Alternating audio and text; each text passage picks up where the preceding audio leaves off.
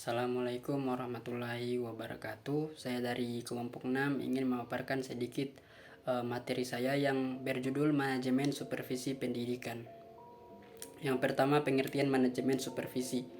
Manajemen supervisi pendidikan adalah proses pengelolaan dan pengawasan yang dilakukan oleh para pemimpin pendidikan untuk memastikan bahwa sistem pendidikan berjalan dengan efektif dan efisien. Hal ini meliputi pemantauan kinerja guru dan staf pendidikan lainnya, memberikan umpan balik yang konstruktif, serta membantu mereka dalam mengembangkan keterampilan dan kemampuan mereka. Nah, tujuan dari manajemen supervisi pendidikan adalah untuk meningkatkan kualitas pendidikan dan membantu siswa mencapai potensi mereka yang penuh. Manajemen supervisi pendidikan juga melibatkan pengembangan kebijakan dan prosedur yang membantu memastikan bahwa siswa menerima pendidikan yang berkualitas dan sesuai dengan standar yang ditetapkan. Selanjutnya, apa hubungan antara manajemen dengan supervisi pendidikan? Manajemen dan supervisi pendidikan saling terkait karena keduanya berfokus pada pengelolaan dan peningkatan kinerja organisasi pendidikan. Manajemen pendidikan melibatkan perencanaan, pengorganisasian, pelaksanaan, dan pengendalian sumber daya organisasi pendidikan. Sementara supervisi pendidikan melibatkan pengawasan dan evaluasi kinerja guru dan staf pendidikan lainnya. Dalam hal ini, manajemen pendidikan dapat membantu memastikan bahwa sumber daya organisasi pendidikan digunakan secara efektif dan efisien. Sementara supervisi pendidikan dapat membantu memastikan bahwa guru dan staf pendidikan lainnya bekerja dengan efektif dan efisien.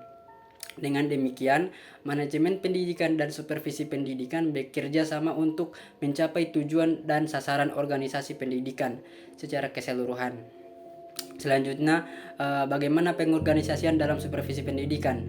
Nah, pengorganisasian dalam supervisi pendidikan melibatkan beberapa tahap. Yang pertama itu penetapan tujuan dan sasaran.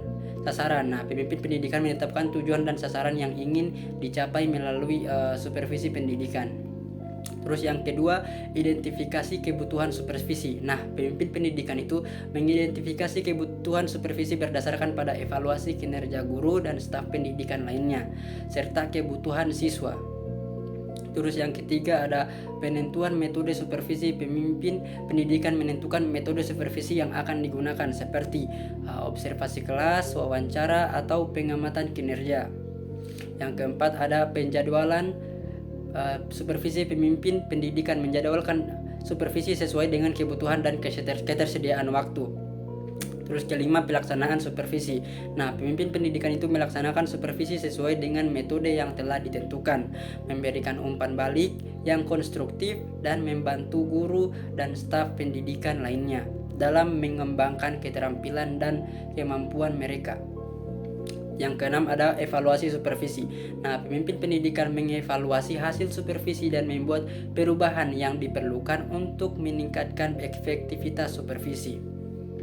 Dengan mengikuti tahap-tahap ini, pengorganisasian dalam supervisi pendidikan dapat membantu memastikan bahwa supervisi dilakukan dengan efektif dan efisien, serta membantu guru dan staf pendidikan lainnya dalam meningkatkan kinerja mereka.